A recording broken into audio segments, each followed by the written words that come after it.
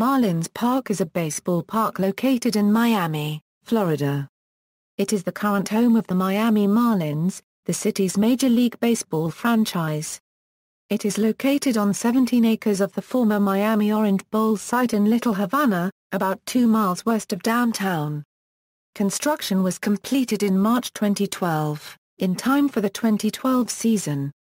The stadium is designed in a neomodern form of baseball architecture. Marlins Park was also LEED certified as the greenest MLB park in 2012. The building is the 6th MLB stadium to have a retractable roof. With a seating capacity of 37,442, it is the third smallest stadium in Major League Baseball by official capacity, and the smallest by actual capacity. There is wide consensus among sports fans that a retractable roof stadium is a must for professional baseball to be viable in Miami due to both the area's blistering summer heat and frequent rain. Despite this, Marlins Park has been a source of controversy in South Florida given decisions made by local government officials regarding the financing. The stadium's public funding plan led to a protracted lawsuit, largely contributed to the ouster of several local politicians, and triggered a second investigation. As revelations of the team's finances and their handling of payroll seem to contradict some of the premises on which the tax-funded stadium deal were based, the ballpark controversy intensified. Despite questionable financing decisions by members of local government at the time, the financing of the project did not use general fund taxes from local taxpayers and pulled from tourist funds specifically allocated for public benefiting projects like sports facilities. The facility hosted a second-round pool of the 2013 World Baseball Classic and will host the 2017 Major League Baseball All-Star Game. The park also hosts soccer matches, fundraising galas and other events during the winter. It also hosted the newly created Miami Beach Bowl. Planning and controversy. Background. From the inception of the Florida Marlins in April 1993 until October 2011, the team played its home games at the facility currently named Sun Life Stadium in Miami Gardens. A multi-purpose stadium originally built for football, Sun Life is also the home of the National Football League's Miami Dolphins as well as the Miami Hurricanes college football team. When the stadium was built in 1987, it was designed from the ground up to accommodate baseball and soccer. Dolphins founder Joe Robbie believed it was a foregone conclusion that MLB would come to South Florida, so he wanted the stadium designed to make any necessary renovations for baseball as seamless as possible. After baseball arrived, it enjoyed some historic moments at Sun Life Stadium. That venue drew more than 3 million fans who flocked to see the expansion Marlins in the 1993 season.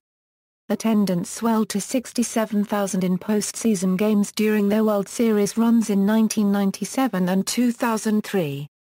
Despite such preparation and pockets of success, Sun Life Stadium was less than adequate as a baseball venue. Although it was designed from the ground up to easily be renovated for baseball, at bottom it was primarily a football stadium. There were plenty of reminders of that purpose even in the stadium's baseball configuration. The colors of the seats and decor were in the team colors of the Dolphins. When the football season overlapped, cleat marks, as well as silhouettes of hash marks and logos of the Dolphins or Hurricanes were visible on the baseball diamond. The Marlins reduced capacity to 47,662, mainly to create a more intimate atmosphere for baseball. However, capacity would have likely been reduced in any event, since many of the seats in the upper deck were too far from the field to be of any use during the regular season. Even with a reduced capacity, the sight lines were less than optimal for baseball. Most seats were pointed towards the 50-yard line, where outfield grass behind second base was located in the baseball configuration. Lights were not angled for optimum baseball visibility. Players had to walk through football tunnels to get to dugouts that were designed with low ceiling joists. Some of these embarrassing issues were showcased on national television during the 2 World Series held there. Most notably, some areas of left and center field were not part of the football playing field, and fans sitting in the left field upper deck couldn't see any game action in those areas except on the replay boards. Sun Life Stadium was built for games held during the fall-winter football season, not for games in the tropical summers of South Florida, which feature oppressive heat, humidity, frequent rain, and occasional tropical storms. For most of the stadium's run as a baseball venue, it was the hottest stadium in the majors, with temperatures for day games frequently reaching well above 95 degrees. The Marlins played most of their summer home games at night as a result. The lack of refuge from the uncomfortable climate and disruptive rain delays were considered a cause of chronically low attendance after that inaugural season. Some Marlins players later admitted that they couldn't wait to go on the road, because Sun Life Stadium had the worst playing conditions and least fan energy in the majors during years when the team was not a contender. After original owner Wayne Huizenga claimed he lost more than $30 million on the team, he sold the Marlins in early 1999 to John W. Henry. Thereafter, the Marlins began a concerted effort to get their own baseball-only venue. Henry's vision included a retractable roof, believed by this time to be essential due to South Florida's climate and baseball's summertime schedule. Several ideas were explored on where a new ballpark should be built. The team's desire to leave their original home made for an awkward business relationship over leasing issues with Huizenga, who continued to own the then-named Pro Player Stadium. By January 2002, Henry's stadium proposals were effectively scrapped when MLB Commissioner Bud Selig engineered a three-franchise ownership swap. Henry left to own the Boston Red Sox, while Montreal Expos owner Jeffrey Loria took over the Marlins. Loria and President David Sampson continued the search for a new, retractable roof ballpark, a facility deemed necessary both for baseball and business in the South Florida context. The Marlins' second World Series championship in 2003 created some local exuberance for a new ballpark. Then, in January 2004, the city of Miami proposed building a baseball-only stadium for the Marlins at the site of the Miami Orange Bowl that would adjoin the existing football stadium along its northern flank. Negotiations and possible relocation. Loria and Sampson began a push for public assistance to fund construction. The city was initially reluctant to help the team pay for a stadium with tax money, although they supported the project. Miami-Dade County showed more willingness to commit public money early on. In May 2004, county commissioners agreed to fund a portion of a new stadium. The Miami Dolphins notified the Marlins in December 2004 that they would terminate its lease at Sun Life Stadium following the 2010 season if no stadium deal appeared imminent. A big step came in February 2005 when Miami-Dade County officials unveiled a financial plan for a $420 $435 million ballpark and parking garage for the Marlins east of the Miami Orange Bowl. The Marlins also attempted to lobby funding from the state of Florida. However, in May 2005, the Marlins' struggles with the Florida House legislature continued, as its requests of $60 million towards a new ballpark were rejected. In November 2005, the Marlins' negotiations with the city of Miami officially broke down. With the South Florida community continuing to disappoint when it came to attendance and revenue, despite the team's second World Championship 2 seasons prior, and with a lack of success by the team in 2004 and 2005, the Marlins reacted by reducing their expenses, including player payroll. The Marlins traded veteran players like Mike Lowell, Josh Beckett, Luis Castillo, Juan Pierre, Guillermo Mota, Carlos Delgado, and Paul Loduca following the 2005 season and brought in fresh blood with players like Hanley Ramirez, Josh Johnson, Ricky Nolasco, Anibal Sanchez, Emilio Bonifacio and Dan Uggla. "We're getting our payroll in line with our revenues," Loria said. "That's what we budgeted for. We're budgeting for anticipated revenue. I'm done losing money until there's a commitment from others. We made a major commitment, the fourth largest in baseball history. It's as painful as it is disappointing, but it's necessary to make this market correction," Loria continued. "The time comes when you have to say enough is enough." Huizenga swooped in to counter the city's Orange Bowl proposal by offering 15 acres near what was then Dolphins Stadium and about $50 million for a baseball-only venue in exchange for revenue. but Marlins management was less than enthusiastic about entering another stadium arrangement with Huizenga next to the Dolphins. Slig granted Laurier's request to explore cities outside of South Florida as potential homes. Team officials traveled to San Antonio, Texas in December 2005, to meet with officials who showed them potential stadium locations around the city and discussed plans to finance a ballpark. The Marlins also flirted with interest from Las Vegas, Nevada, and Portland, Oregon in 2006. Although the Marlins did not accept any stadium offers from other cities, such talk of relocation heightened fan anxiety that Miami could lose its team just as Montreal recently lost the Exposer Laurier's previously owned team. Some public opinion trended towards supporting a new stadium. Florida Governor Charlie Crist and Hillier Mayor Julio Urbina were in favor of public funding, saying the project would create jobs and be a tremendous economic engine for a community. Neither swayed their respective legislatures to approve a deal.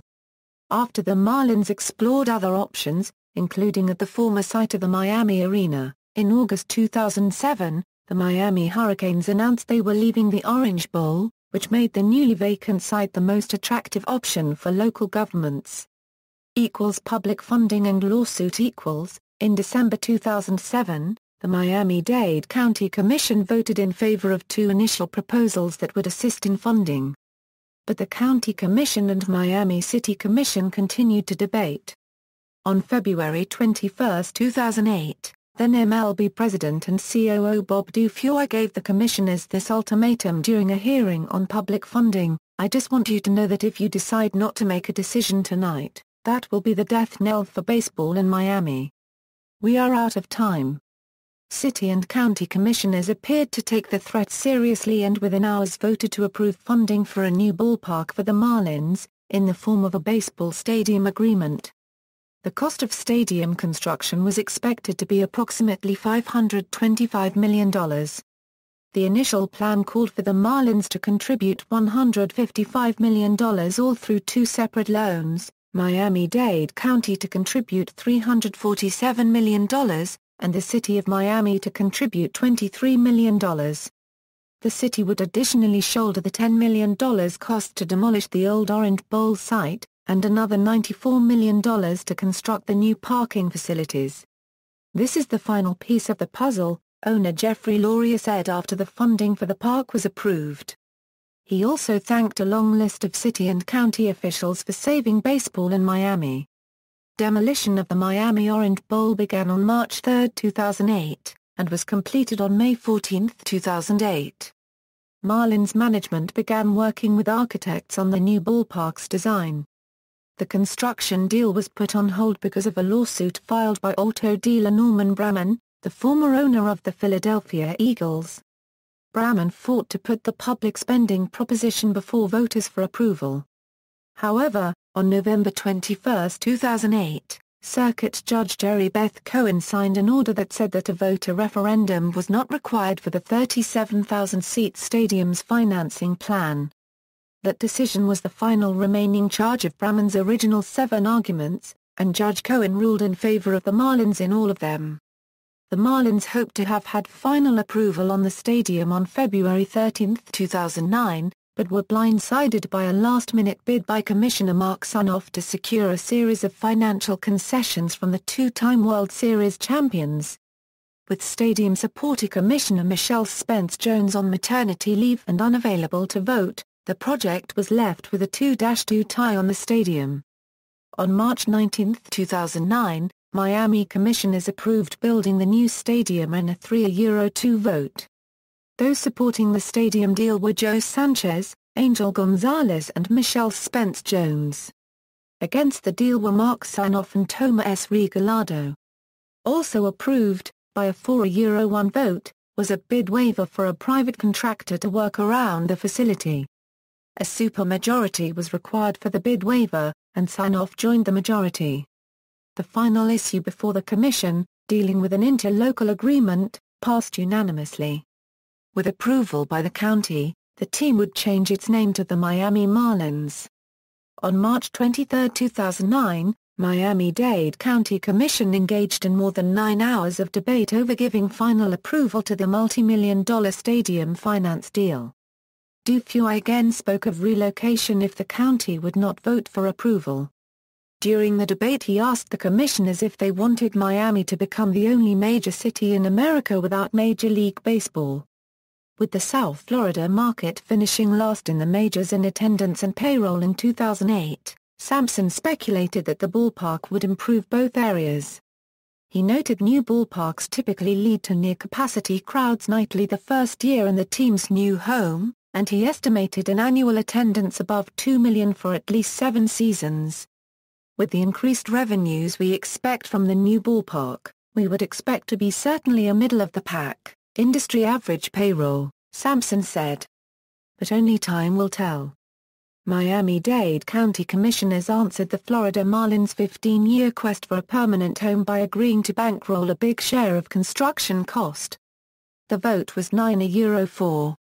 Voting in favor of the stadium plan were Commissioners Dennis Moss, Bruno Barreiro, Audrey Edmondson, Natasha Sigars, Javier Soto, Barbara Jordan, Doran Roll, Jose Pepe Diaz, and Rebecca Souza. Also, by a 10-3 vote, commissioners approved a bid waiver for the stadium's construction manager. The votes drew applause in the chamber. But not all were convinced by MLB's arguments that tax money was essential to assist the Marlins Stadium project, especially with debt financing incurred by the county. "We keep hearing if you build it they will come," said Commissioner Katie Sorensen, who cast a vote against the plan. "I don't believe it. And this field of dreams is going to be a nightmare for our taxpayers." On April 1, 2009, Miami's planning board voted 6-1 to approve the overall construction permit for the Marlins' new ballpark. By June 30, 2009, the sale of construction bonds to pay for the new stadium had fallen short of expectations on Wall Street, prompting a scramble at County Hall and a pledge by the Marlins to cover the funding difference. Miami-Dade County Manager George Burgess asked commissioners to rush approval on increasing the interest rate on a portion of $409 million in bonds, but said he didn't know what the final costs would be to repay them. In the early hours of July 1, 2009, county commissioners cast the final vote on a set of last-minute changes that cleared the way for the sale of higher-interest bonds, granting Burgess's request. In the now finalized deal supported by Miami Mayor Manny Diaz, Miami-Dade County Mayor Carlos Alvarez, and Burgess the total building cost of the stadium complex rose by a few million to $634 million. More than 80% of that would be paid for using public money. Analysts of the bond sale soon publicized that with interest compounding over 40 years the total cost to the county to repay them would rise to $2.4 billion. As the Miami media and bloggers circulated reports of the staggering fiscal numbers, construction began with a groundbreaking ceremony on July 18, 2009. Backlash and mayoral recall. The 2009 election for the next mayor of Miami became a race between two candidates on opposing sides of the controversial stadium vote. As the term-limited City of Miami Mayor Manny Diaz's time in office neared its end, the Marlins endorsed City Commissioner Joe Sanchez's run for the office. Executives from the Marlins and Major League Baseball held fundraisers and donated money to the campaign of Sanchez, a leading supporter of the stadium plan. The Marlins sent their mascot, Billy the Marlin, to appear at some campaign events alongside Sanchez. However, on November 3, 2009, former City Commissioner Tomas S. Regalado, a leading opponent of the stadium plan, was elected as mayor over Sanchez with 72% of the vote.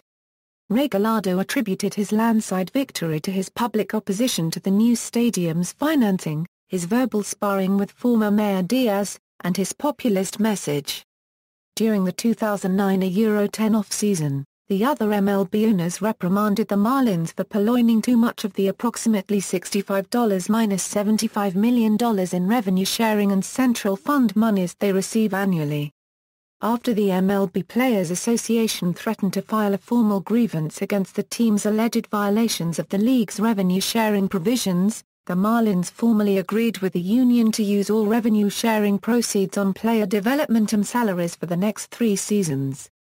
The news raised public suspicion that the Marlins front office was being dishonest in their arguments to county and city commissioners that they were barely breaking even financially year after year. President David Sampson, who had denied the team profited at Sun Life Stadium but would not offer any figures, said, "Very often the mistake that's made is they look at revenue-sharing numbers and the team's payroll and take the difference and see profit without looking at our expenses." In August 2010, the Marlins' financial documents were leaked to Deadspin and published on the Internet, which showed that the team had a healthy net operating profit of $37.8 million in 2008 alone, an amount nearly double the league low $21.8 million the Marlins spent on team payroll that same year.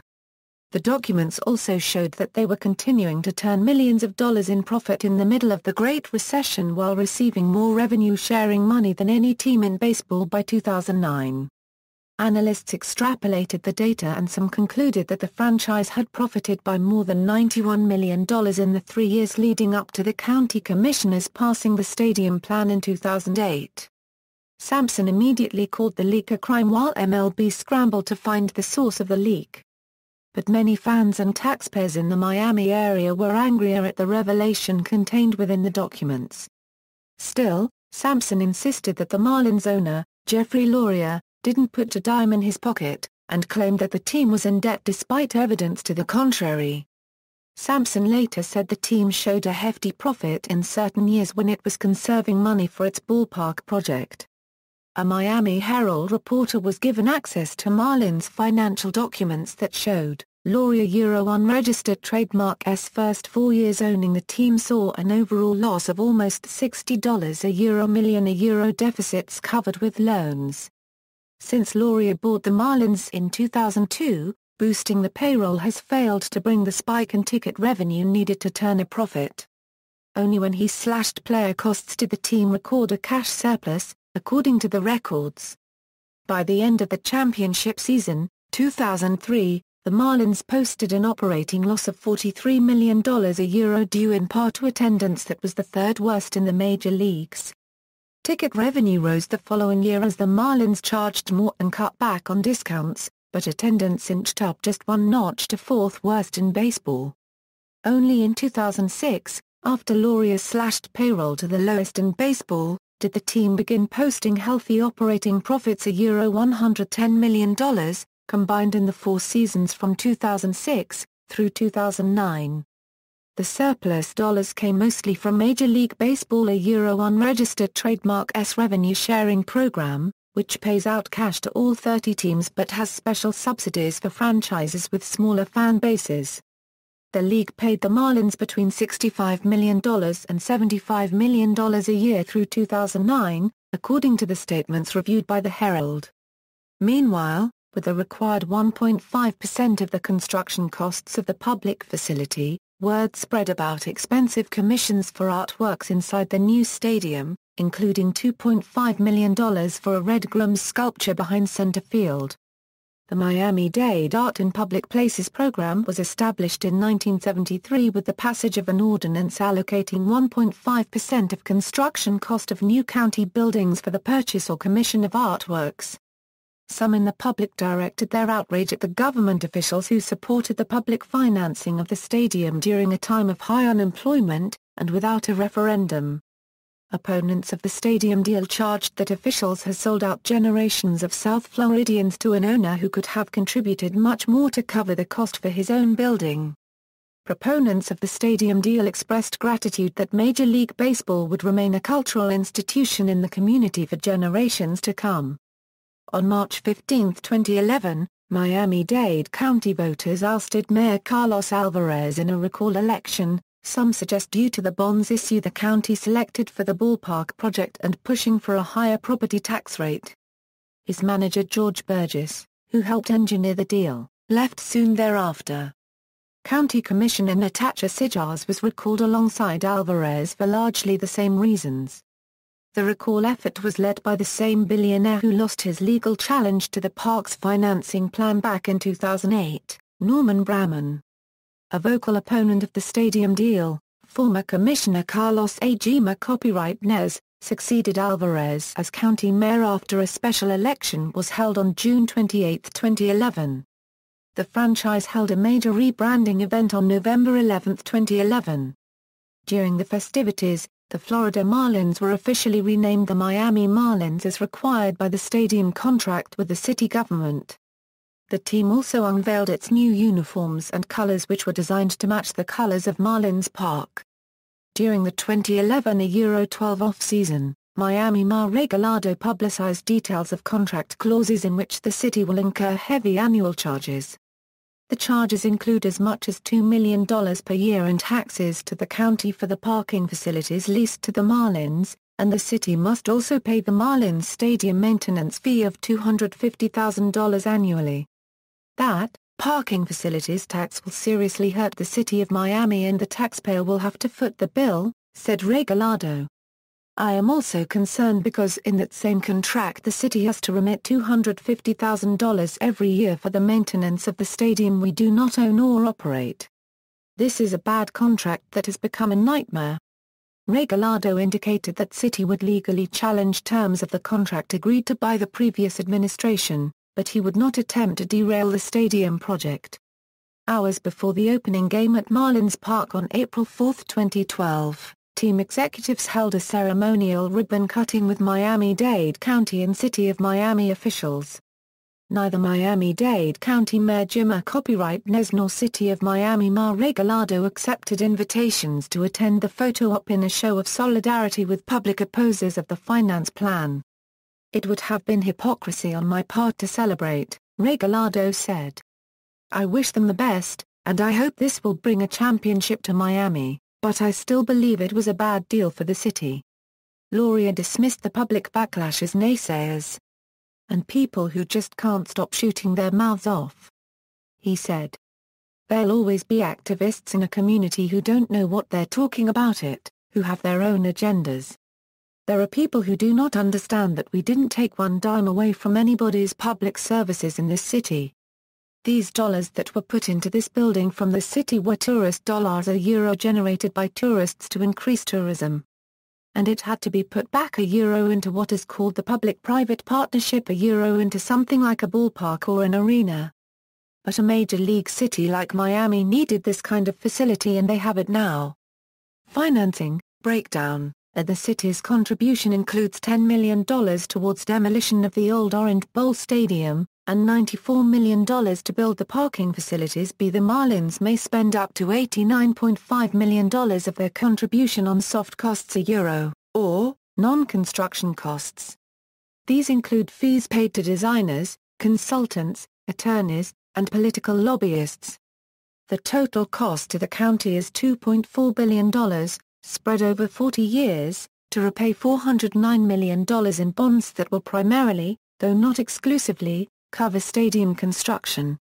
Roughly $100 million will refinance existing bond debt and another $9 million goes into a debt service reserve fund. The remaining $300 million is for stadium construction, financed in two ways. One portion, underwritten by Merrill Lynch totaling $220 million, has an interest rate of 6.4% and requires immediate repayment. In October 2010 the county must pay $9.6 million, though there are questions over whether tourist taxes will meet that. Annual payments run through 2049 and climb as high as $71 million per year. The second portion, underwritten by J.P. Morgan, is for $91 million, $80 million of that for construction. That carries an 8.17 rate, but repayment doesn't begin until 2025. Yet that grace period comes with a big price, $83 million a year for 3 years starting in 2038. Then, starting in 2041, 6 years of payments totaling $118 million annually. The resulting total amount to retire the entire debt, $2.4 billion. Not listed in the breakdown are the annual charges that the city is required to pay during the lifetime of the contract. They are as much as $2 million per year for the parking facilities taxes payable to the county, and $250,000 per year to pay the Marlins Stadium maintenance fees. Adding these future expenses to contributions already made brings the city's total stadium expenses to $210.7 million by 2049. The Marlins received an interest-free, $35 million loan from the county that it will pay back through yearly rent beginning at about $2.3 million and increasing 2% each year. Including this debt brings the team's total stadium expenses to $161.2 million through 2028. The county and city combined total expenses are $2.61 billion through 2049. The stadium deal also gives the Marlins almost all revenue created at the ballpark, from ticket sales as well as food and drink concessions, to parking spaces selling above $10, to gate receipts from concerts and soccer matches when the ball club is not playing. SEC investigation The Miami Herald reported on December 2, 2011 that the U.S. Securities and Exchange Commission had issued subpoenas to the city of Miami and Miami-Dade County, requesting financial records, meeting minutes and communications with executives from the Marlins and Major League Baseball dating back to 2007. The executives named in the subpoena include Baseball Commissioner Bud Selig, ex-MLB President Robert Dufuy, Loria and Sampson. The investigation may revolve around the Marlins' claims that the team needed public help because it could not afford to pay for a new ballpark. Under examination are the nearly $500 million in bonds and the circumstances surrounding their sale. Another issue specifically mentioned by the SEC is the $2 million in property taxes that the city is required to pay the county for parking garages operated by the Marlins. Also under investigation are any campaign contributions from the Marlins organization in MLB to local and state elected officials. A former lawyer for the SEC said the watchdog agency likely wants to know whether the purchasers of stadium bonds were given full disclosure of the financial status of the borrowers involved, and also whether there may have been any pay-for-play involved on behalf of the parties.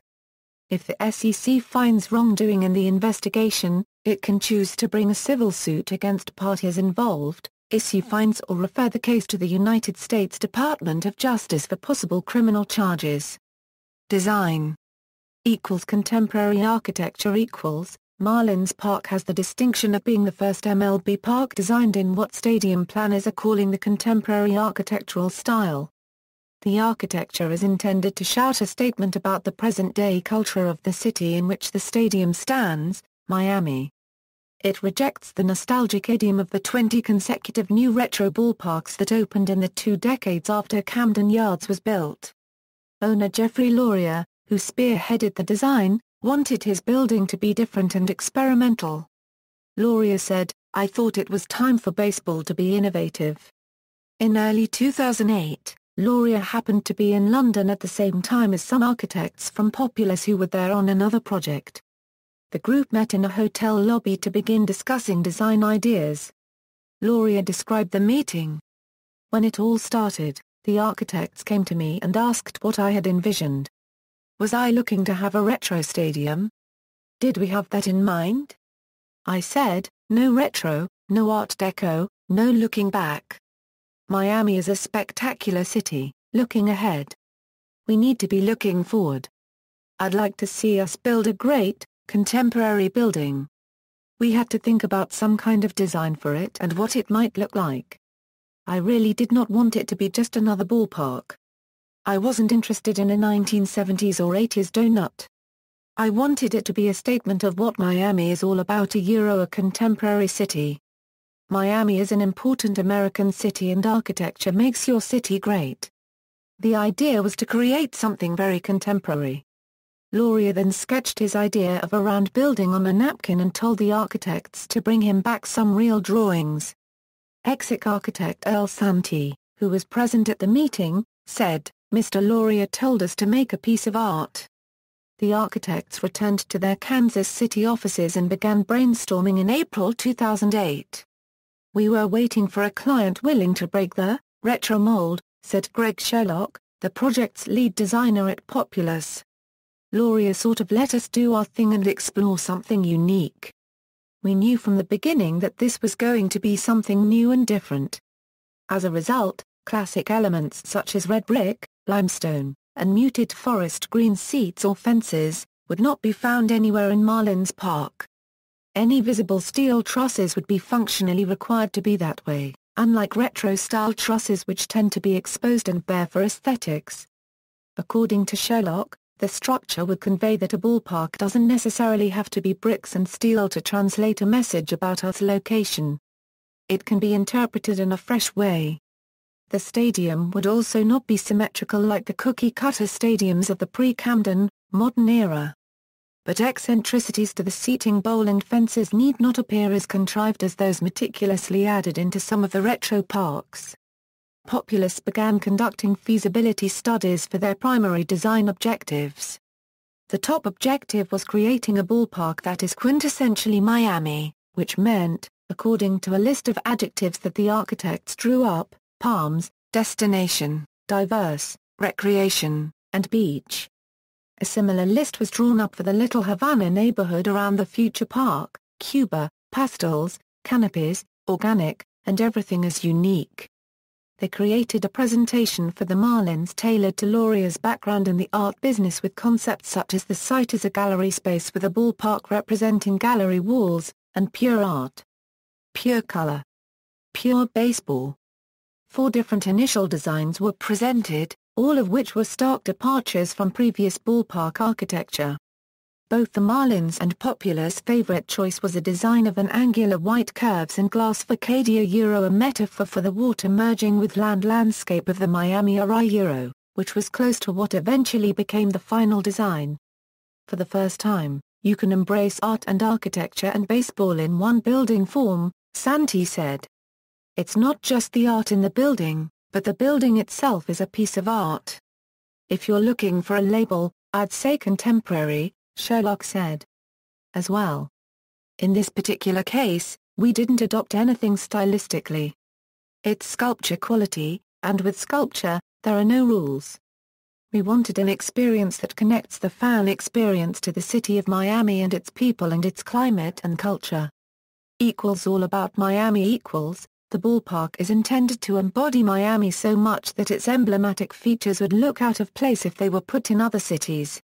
We used Miami as an excuse to do things that other cities couldn't get away with, team president David Sampson said. Everywhere you look, it's things that if they were anywhere else, people would say, you can't do that. In Miami, people say, oh, that's Miami. You have to take advantage where you are.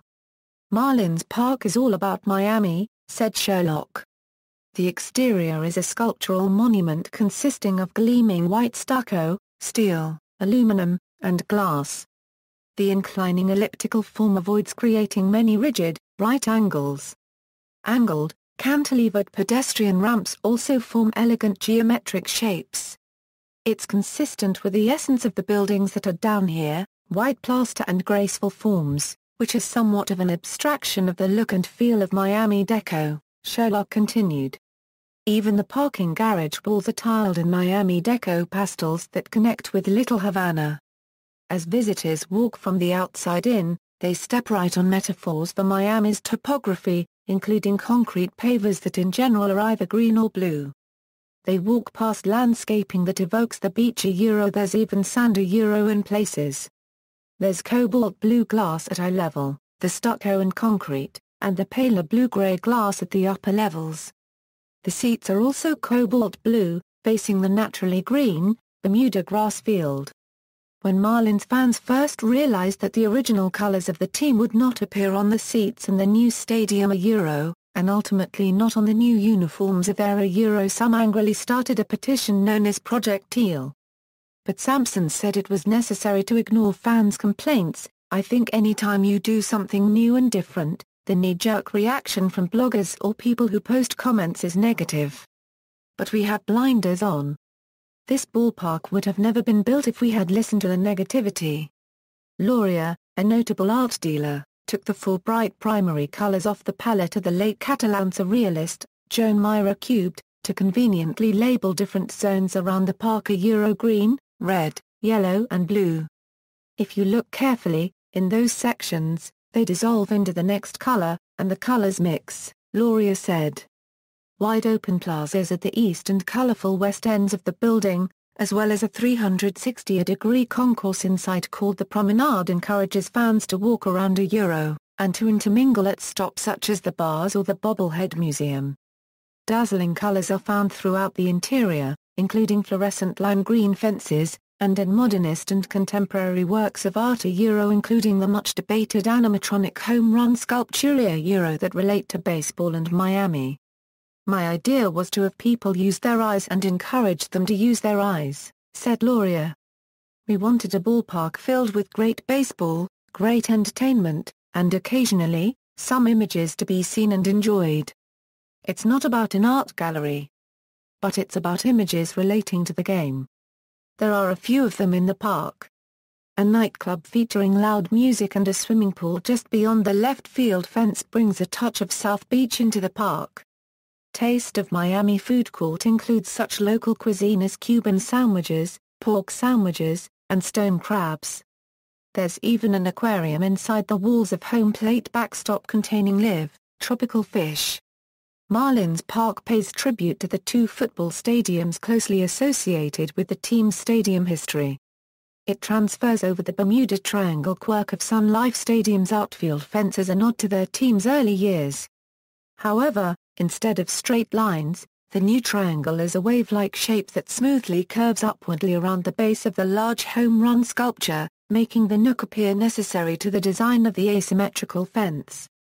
The height of the tall wall varies from 10 feet to 16 feet. There are also commemorations to the beloved Old Orange Bowl both inside and outside of the park. A critical design point addresses the tropical climate of South Florida. Fans are provided with the comfort they longed for at Sun Life Stadium with the daunting 5.27-acre retractable roof, retractable glass wall panels that offer a panoramic view of downtown Miami, and a huge air conditioning system. The stadium is also said to be designed to withstand strong hurricanes. If our ballpark would speak, its first words would be, "Ahola, Miami," Lauria said during a New Era ceremony. Technology and going green equals, instead of framing new technology with nostalgic elements as in retro parks, Marlins Park emphasizes the future. Besides electronic mixed-media artwork, technology is also unmistakably used for commercial purposes. As a way to market to Latino fans, many digital menu boards on the concession stands continuously switch from English to Spanish and back. Also, there are no hand-operated advertisement signs. Ads are all computerized. Santi explains. It's really just how technology is everywhere. You don't see any static ad panels in this building. It's all video-based, IPTV-based. It's all connected. The technology is the blood of the building. It flows through every vein, every piece of building. What it means is that, stadium operators could run a third-inning special and it would pop up. You could have the whole building with one sponsor for one moment, if you wanted to. Or you could do zones. It gives them maximum flexibility for however they want to present their partners as well as themselves.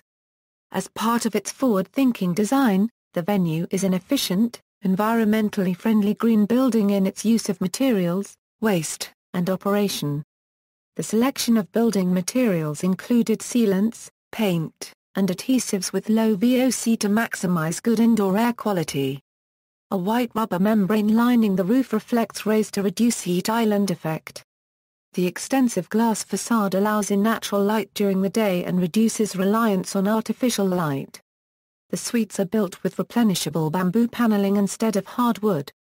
Most construction waste was hauled away to recycling centers during the building phase.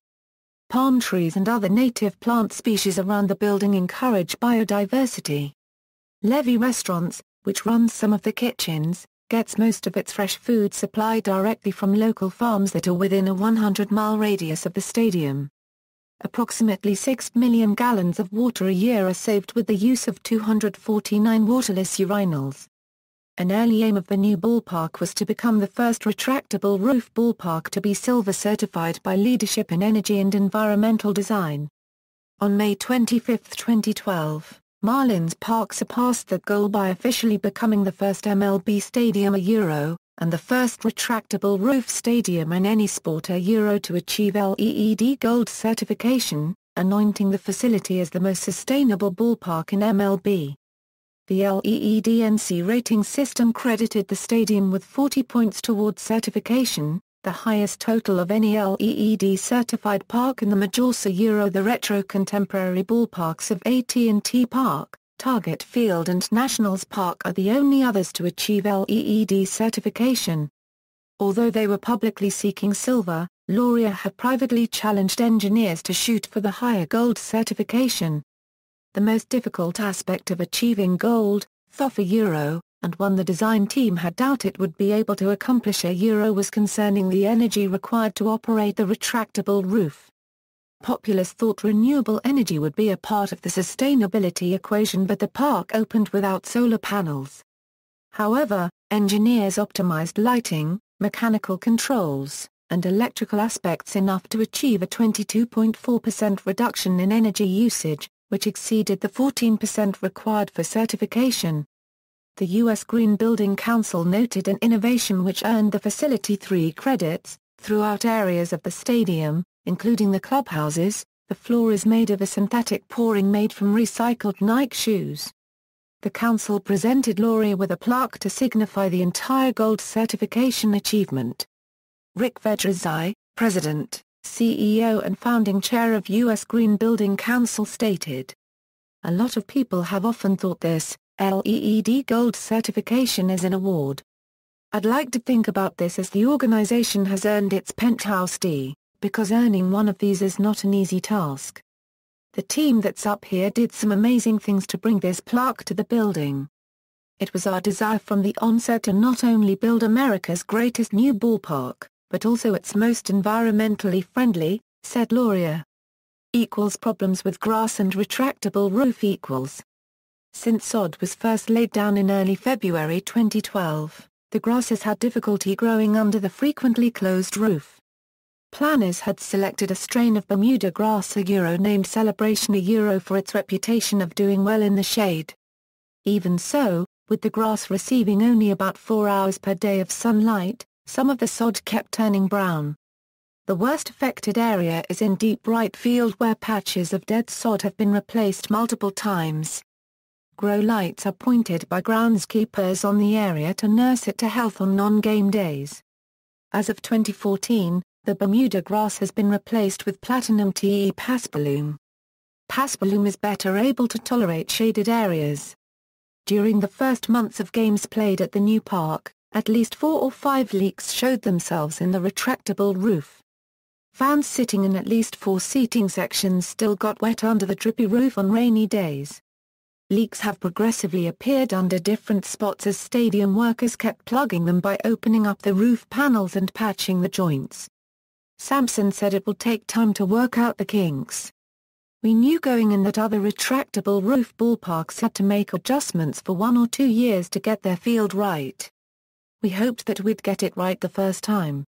So far it's not right. We're going to keep working and find a way to make it better." Features. The Marlins front office commissioned several works of art and other notable features around the stadium. Retractable roof and outfield glass panels. The retractable roof consists of 8,300 tons of steel.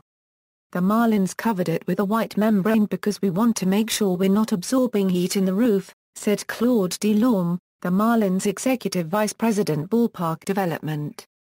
Separate retractable glass panels offer uninterrupted views of the downtown Miami skyline, and also allowing a natural breeze when they are open. The 6 panels are a combined 240 feet long and 60 feet high. An air conditioning system will cool the average temperature to 75°F with the roof and glass panels closed. The Marlins expect for the roof to be closed for about 70 of the 81 home games and likely to remain open on some dry nights in April, when the weather is not too hot. It takes approximately 14.5 minutes to open the roof, and 7 to 8 minutes to open the transparent outfield panels. Home run feature. Center field has a home run feature akin to Citi Field's home run apple but different in design and feel.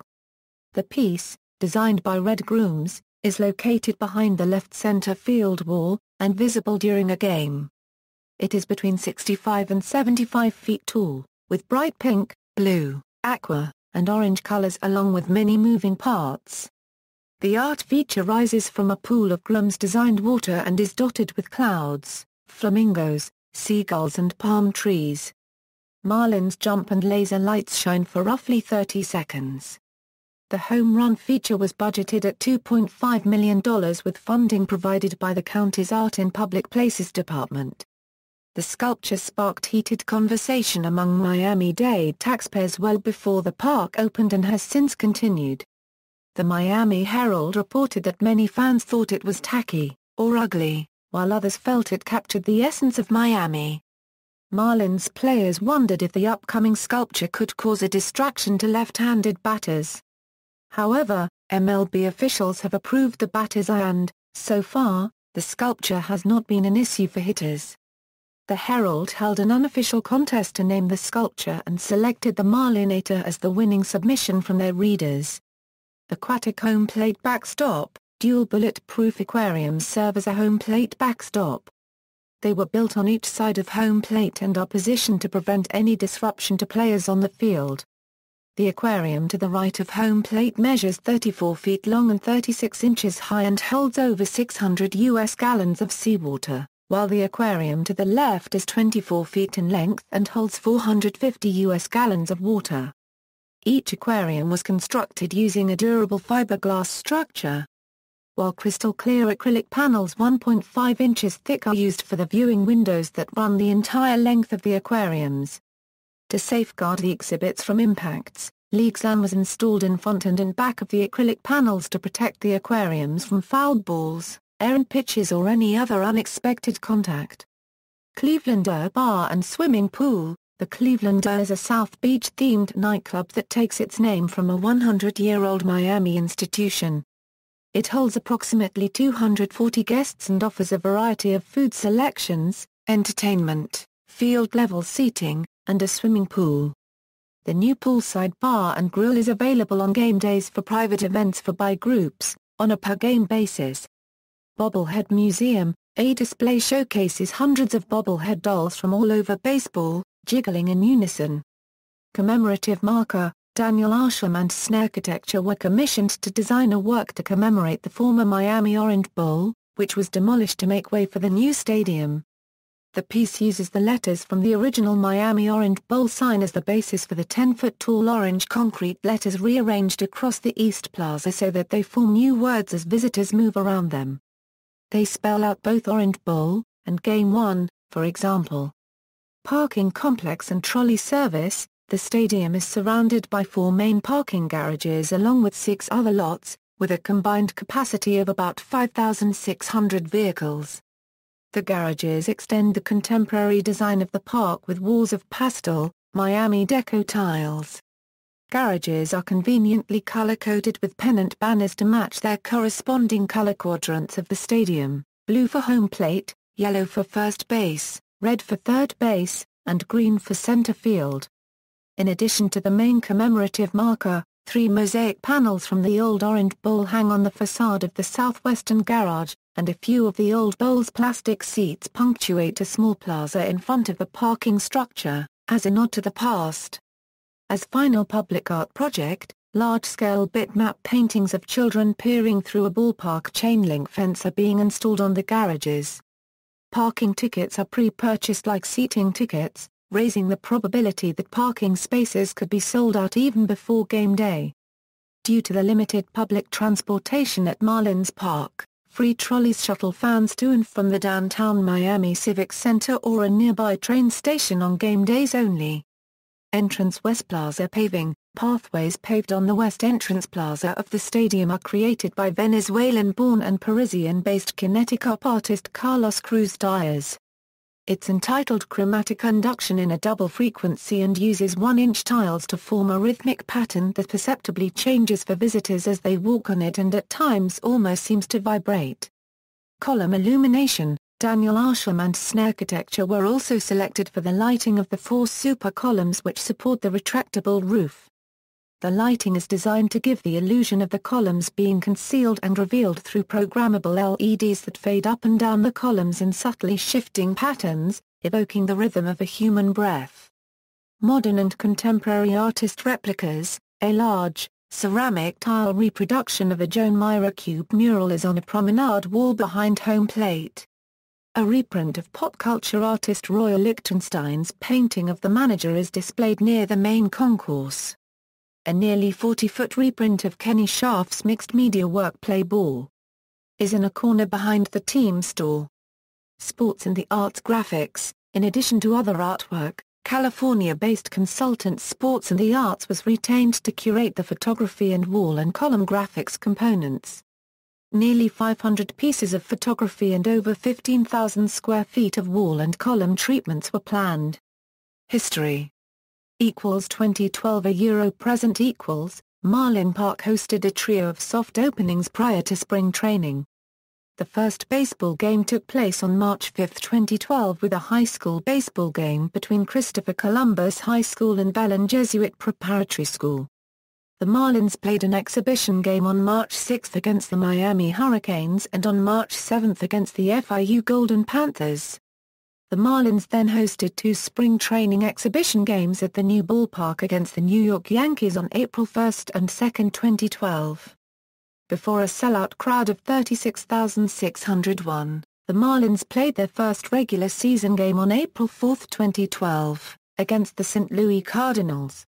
The inaugural game was nationally televised on ESPN.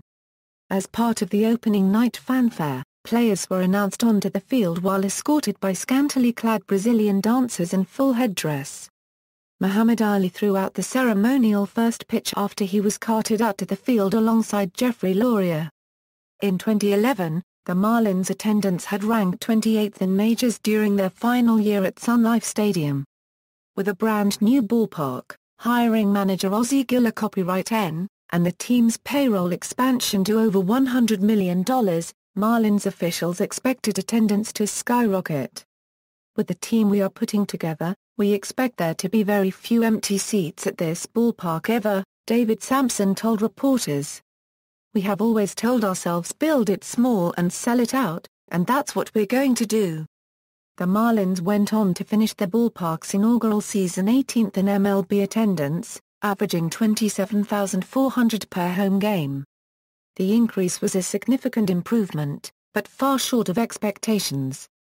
In fact, Marlins Park had the smallest first-year attendance of the 11 ballparks that had opened between 2001 and 2012. The disappointing figures are largely attributed to the team's poor play on the field, as they finished in last place in the NL East division. Other cited explanations as to why some fans stayed away include opposition to the stadium's Little Havana location, and resentment over the use of public money to build it. As the team underperformed both on the scoreboard and at the box office in their new ballpark, the Marlins traded away the face of the franchise, Hanley Ramirez, and 4 other veterans with contracts in exchange for lower salaried prospects in mid-season 2012. The moves caused more tension with fans and made headlines around baseball that the Marlins had begun the third fire sale in team history except this time it followed the opening of a new stadium instead of a World Series championship. But Marlins president of baseball operations Larry Bienfest insisted that trades were not signaling a fire sale, or a white flag, despite the sudden drop in payroll. We understand there's skepticism here, he said. Yes, we have our history of fire sales, but that's not what's going on here. This was about the current mix wasn't winning, so let's try something else. Fan fears of a fire sale in progress appeared to be confirmed during the off-season following the park's opening season as the front office proceeded to turn over much of the roster while massively unloading payroll. Manager Guilla copyright N was fired, in part for comments he made before the season about his admiring Fidel Castro's ability to stay in power. Heath Bell was dealt away a week earlier for a minor leaguer. Then, in a bombshell 12-player trade announced during baseball owners' meetings in November 2012, the Marlins sent Rays, Wool, ace pitcher Josh Johnson, Emilio Bonifacio, John Buck, and cash considerations to the Toronto Blue Jays in exchange for Yunel Escobar, Jeff Mathis, and 5 prospects. Overall, The Marlins jettisoned more money in contract commitments via trades during the second half of 2012 than they had added in the free agency signings meant to usher in the new stadium era during the previous off-season. Team payroll for the stadium's second opening day in 2013 projects to be one of the lowest payrolls in baseball once again. After years of the pretense that a taxpayer-funded ballpark would finally solve the franchise's cycles of fire sales and low payrolls, the ownership's apparent return to the same policies merely months after construction completed sparked outrage from many Marlins fans. Irate fans and a few players vented anger some tying stadium deal with the traders on talk radio and social media, with most criticism directed at either Bud Selig or Sampson and Gloria. "We finished in last place. Figure it out. We have to take a new course," a defiant Gloria said to one reporter when asked about a fire sale. He dismissed another group of reporters, saying, "Not today, boys. If you guys haven't figured it out yet, I'm not going to figure it out for you." In retrospect, the team's brief honeymoon in their new home made this preseason quip from then-manager Gil a copyright and sound foreboding: "It's like having a beautiful house and your marriage stinks. We have a beautiful house here, but if the people who live in it are not good, you're not going to have fun." In a radio interview, Sampson sought to put the smaller payroll in perspective with Marlins Park. "It's a great ballpark and now we need a great team to go with it, and we thought we had it last year and the evidence was overwhelming that we didn't," he said. When asked if he and Gloria had pulled off a Ponzi scheme by fleecing the public in the stadium deal and selling them back a sham a year later, Sampson replied that the stadium is accomplishing its main purpose of keeping pro baseball in Miami. He drew comparisons to their former ownership of the Montreal Expos and Olympic Stadium. "The difference in Montreal, there was no ballpark, there was no future. There is a long-term future for baseball in Miami. That's what the ballpark has always been about, was making sure an all-star game can come to Miami, making sure that generations will see baseball. What matters at the end of the day is not the payroll." Sampson also said, "Let's not forget how much money Jeffrey Loria himself put in over $160 million of his money to get a ballpark built, which has been a very positive thing and will continue to be long after all of us are gone." The stadium contract only required the Marlins pay $125.2 million out of pocket during the early years of the project. Sampson was including in his figure the interest-free $35 million loan that the Marlins will repay to the county by the year 2028. The stadium hosted its first non-baseball event when Venezuela and Nigeria national teams played a match on November 14, 2012. The field was configured for soccer by covering the infield dirt, placing one goal near the Marlins dugout on the third base side and the other in front of the visitors' bullpen in right field. "Baseball is our core product, it's perfect for baseball, but as you can see tonight, soccer fits well," said Sean Flynn, Senior Vice President of Marketing and Events at Marlins Park. During the stadium's negotiations, the plans included a 20,000 to 25,000-seat soccer-specific stadium to be built directly adjacent to the baseball stadium for a possible Major League Soccer expansion team. The expansion bid fell through in 2008, and MLS has since moved away from building next to Marlins Park, with a preference for a downtown location. The stadium was scheduled to host the 22nd Annual World Music Awards on December 22, 2012, but the event was cancelled due to logistical and multiple visa issues, as well as the stated intent to observe the national mourning of the Sandy Hook Elementary School shooting. In January 2013, Marlins Park began hosting the Miami Soccer Challenge as part of a 3-year partnership with Global Football Challenge. Marlins Park hosted the Pool 2 during the second round of the 2013 World Baseball Classic on March 12 for Euro 16, 2013. On April 20, 2013, the park hosted America's Night of Hope with Joel and Victoria Osteen, an annual stadium event for Joel Osteen Ministries. The Marlins and their fans experienced the first rain delay at Marlins Park on April 6, 2015. Playing the Atlanta Braves in front of a sold-out opening day audience, a shower moved over the stadium with the roof open. The bottom of the second inning was interrupted for 16 minutes while the roof was closed. The field, however, was sufficiently wet to cause players to slip several times during the remainder of the game, a 2-1 Braves victory. Ballpark firsts notable and technical firsts Construction gallery. Comparison to Sun Life Stadium. Controlled by Dolphins, as of 2008. Expandable to more than 67,000 during MLB playoffs. Includes parking lot and surrounding. See also.